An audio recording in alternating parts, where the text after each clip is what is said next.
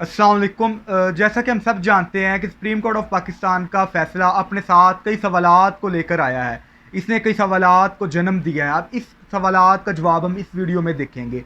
इसमें हम देखेंगे कि हुकूमत ने सुप्रीम कोर्ट ऑफ पाकिस्तान के अंदर क्या दलाइल दिए और सुप्रीम कोर्ट ऑफ पाकिस्तान ने उसका क्या जवाब दिया, और अपोजिशन ने क्या दलाइल दिए और उसका सुप्रीम कोर्ट ऑफ पाकिस्तान ने क्या जवाब दिया। सबसे पहले हमें यह देखना है कि सुप्रीम कोर्ट ऑफ पाकिस्तान के अंदर केस किस चीज़ का था।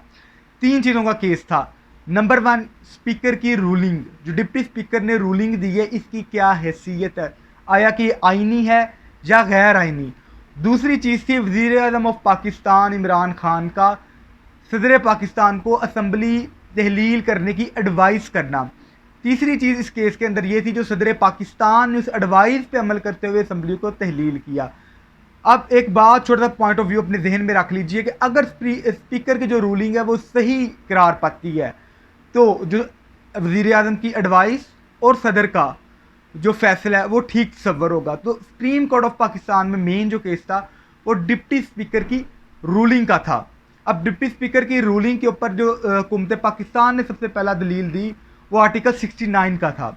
आर्टिकल 69 ये कहता है कि कोई भी जो प्रोसीडिंग है वो पार्लियामेंट के अंदर होती है, अगर वो प्रोसीजरल बेस पे है तो उसके ऊपर किसी भी अदालत को इख्तियार समाअत हासिल नहीं है।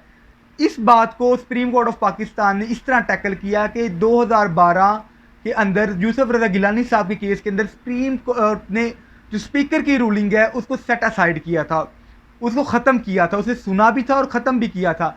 और मज़े की बात, जो वो 7 दरख्वास्त गुजार थे उसके यूसुफ रजा गिलानी साहब के खिलाफ, उनमें से एक इमरान खान साहब का भी नाम है।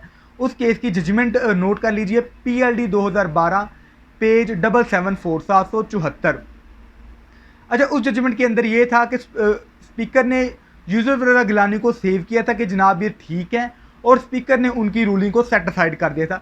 अब सेम यही case supreme court of Pakistan ने ये कहा है कि जनाब अगर तो स्पीकर की रूलिंग है वो आइनी है और कानून के अंदर है तो उसे तहफ़्फ़ुज़ हासिल है आर्टिकल 69 का। अगर वो गैर आइनी रूलिंग होती है तो उसे तहफ़्फ़ुज़ हासिल नहीं है। अब दूसरा आर्गूमेंट ये था कि जनाब स्पीकर प्रिजाइड कर रहा था सेशन को, तो किसी ने उसकी प्रिजाइडिंग पे एतराज़ नहीं उठाया।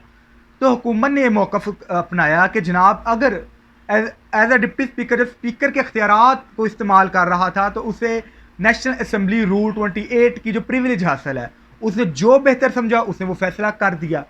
इस पर सुप्रीम कोर्ट ऑफ पाकिस्तान ने ये दलील दी कि जनाब अब इधर से फवाद चौधरी ने एतराज़ लगाया, आर्टिकल 5A का सहारा लिया, तो एक मौका जो डिप्टी स्पीकर को देना चाहिए था अपोजिशन को कि जनाब उनका इसके ऊपर क्या बयान है। जो तीसरा point of view supreme court के अंदर हुकूमत ने यह भी उठाया कि जनाब हम इलेक्शन की तरफ जाना चाहते हैं। अपोजिशन का विषय पहले दिन से ये मुतालबा रहा है कि इलेक्शन होना चाहिए, और अब हमारा ये मुतालबा है कि हम इलेक्शन की तरफ जाना चाहते हैं, तो अब इन्हें को क्या एतराज़ है।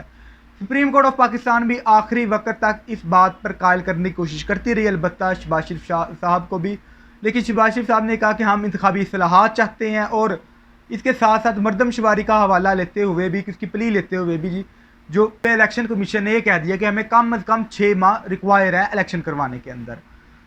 इसके साथ फिर सुप्रीम कोर्ट ऑफ पाकिस्तान ने यह कह दिया था कि जनाब जो स्पीकर की रूलिंग है ये मशकूक है।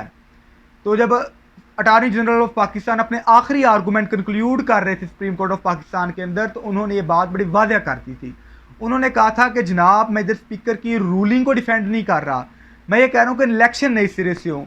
तो हुकूमत पाकिस्तान अपना केस इस लेवल पर आके काफ़ी हद तक लूज कर चुकी थी। अब देखते हैं कि जनाब अपोजिशन के क्या पॉइंट ऑफ व्यू था, उनका क्या दलील थी। उनकी दलील ये थी कि जनाब जब आपका एक रेजोल्यूशन आ जाए नो कॉन्फिडेंस की, तो सबसे पहले तो वज़ीर आज़म के पास कोई इख्तियार नहीं रहता कि वो असम्बली को तहलील करे। जब स्पीकर की अगर रूलिंग का अदम हो जाती है तो जो असम्बलियाँ तहलील हुई हैं, डिज़ोल्व हुई हैं, वो ख़त्म हो जाएंगी, वो दोबारा से बहाल हो जाएंगी। पहला पॉइंट ऑफ व्यू। दूसरा, उन्होंने ये एतराज़ उठाया कि अगर इन्होंने मंजूर कर ली थी रेजोल्यूशन को तो उस पर वोटिंग के अलावा कोई और रूलिंग पास नहीं हो सकती थी।